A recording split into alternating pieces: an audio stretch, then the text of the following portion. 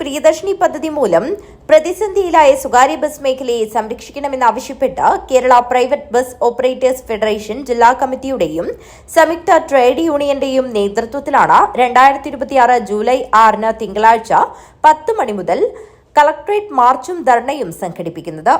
4000-ഓളം KSRTC ബസ്സാണ് ഇപ്പോൾ കേരളത്തിൽ സർവീസ് നടത്തിയിരുന്നത്. അതിൽ 3500-ഓളം ബസ്സുകളിൽ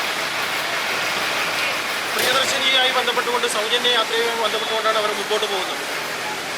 സ്ത്രീകൾക്ക് സൗജന്യം കൊടുക്കുന്നതിൽ ഞങ്ങൾ എതിരല്ല.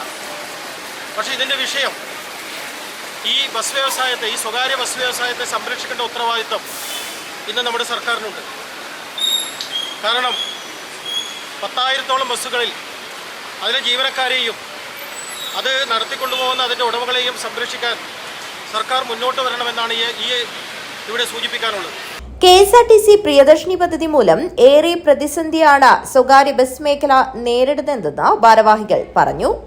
News bureau, Kanhangad.